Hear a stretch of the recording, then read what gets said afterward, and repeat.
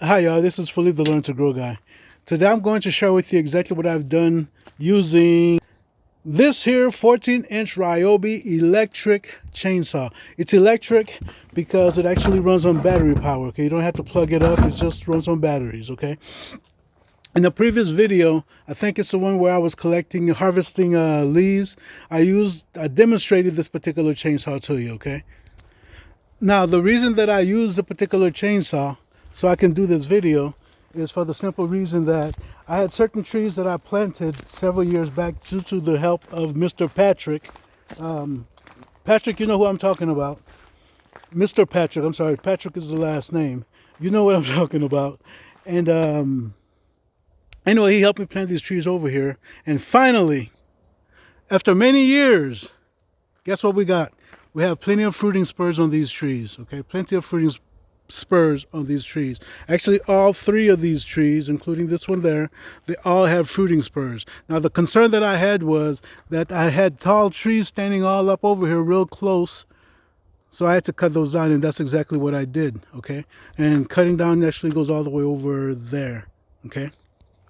So in cutting them down, yes, I cleared up a lot of airspace, allowing plenty of sunlight to get to the fruit trees. Now, keep in mind that it's not just the leaves that needs the sunlight when you're growing fruit trees. The fruit actually needs some of that sunlight as well, okay? Some fruits will not change color unless they get hit by sunlight. All right.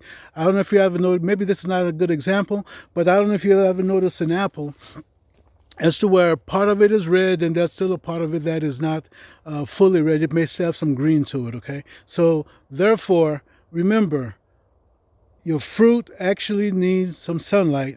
By clearing up some space like I did here, the trees are actually able to get the sunlight that they need without being shaded by some other tall trees. Now, if you want to know how tall some of these suckers were, check that out. It started all the way from there, and I say roughly to around here is roughly 10 feet. So figure 30, 40, maybe even 50 feet long. I don't know, I may be off. But nonetheless, the trees are very long. This one here that I cut, if you follow it, you'll follow the branch to its projections, you'll see it goes there. That one, I think you can easily see that it came from this one here. And that tree there, if you follow a straight line, it'll take you to that one, okay? So what I've been doing is that I cleared some of the branches, as you can see here from some of these cuts here. Okay, I cleared some of the branches so I can get the bare log that I need so that I can actually cut them up into like 8 to 10 feet length as well. That was not 8 to 10 feet. Well, this one under here is about 8 to 10 feet long, and so is that one there. And those are for me to use on some potential projects, provided that I do not use them for firewood like here. And I'm saying firewood because these pine, you don't want to burn pine in your wood burning stove in your cabin, okay? You don't want to burn any type of pine in it because pine actually has a lot of, what's that thing called? They actually make fat wood out of it. That's why I've got those branches saved up over there so I can get fat wood out of some of those branches. But that same material that pine has to make fat wood, that same material, when it burns, it may also stick to your fire, to your chimney walls, and therefore build up creosote, and ultimately, potentially catch on fire. Now, that's not all that may produce creosote in your wood burning, in your chimneys of your wood burning stoves. Wet wood will also get you the same thing. Okay, wet wood will also get you the same thing. Okay, going to the next area where I cut some trees at, which is right here. Oh, see, I cut this tree down as well as that tree down. Actually, the only tree I have not cut down is that first one you see there on this first tree here. Okay, it's a little tricky. I'm going to have to get some professional help, meaning that get some help from my neighbors or help from the guys at church to help me out, okay? Because they understand falling trees. Yeah, felling trees better than I do. For me, I'm a novice at this, okay, including chopping firewood.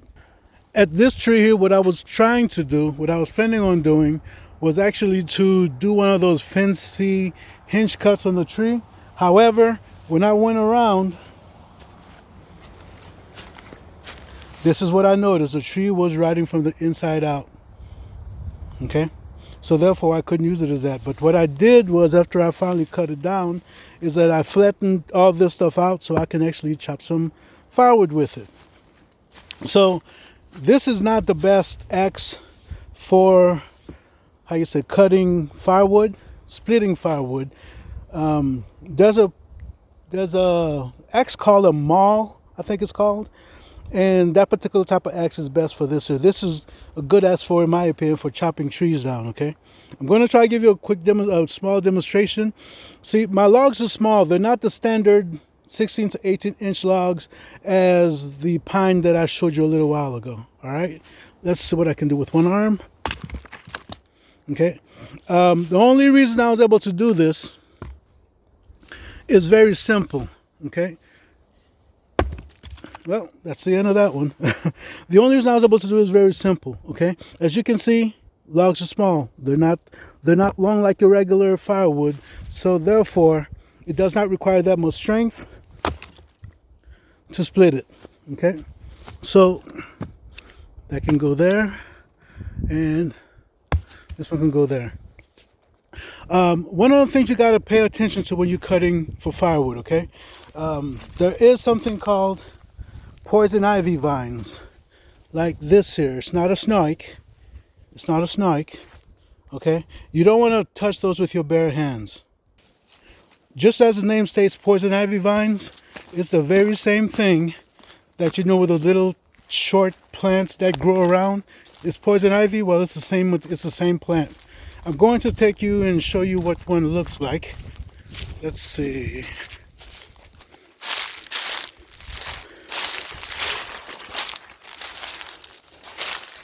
Here's one right here. You see that? It goes all the way up, and in the summertime what it does is that it'll shoot out these little branches that sticks out, and they'll have the leaves on there. Looks nice and pretty and green, but you don't want to mess with them. Again, that's poison ivy. The way you can tell it's poison ivy is because of all the little hairs that you see on it. You see the hairs? It's a hairy vine, okay? And that's what you don't want to touch, okay? I'm going to show you some other ones that are not necessarily poison ivy. This is not poison ivy. Why? You see that? It goes all the way up. But it's hairless. It does not have the hair on it. Check out this one. You see that? It's all up and down the thing, but again, it does not have any hair. Let's see if we can find you one more. See, that's a good thing about living out here in the country. And you have a few acres and such. See this one? It goes all the way up the tree, wraps around it, continues on. But again, it's all, like my head, hairless. Okay, all right. Okay, so the little stove that I use is by a company, I think it's called Tiny Stove, and I'm going to try to put some information on screen or in the footnotes pertaining to the little stove. The one I have is the 4 kilowatt one. The company, when I first bought my stove, only produced three, count them, 1, 2, 3, 3 stoves, and mine was the middle one. Mine was the 4 kilowatt one. They made a 3 kilowatt, a 4 kilowatt, and a 5 kilowatt. And I believe in today's day and time they made something a little bit larger.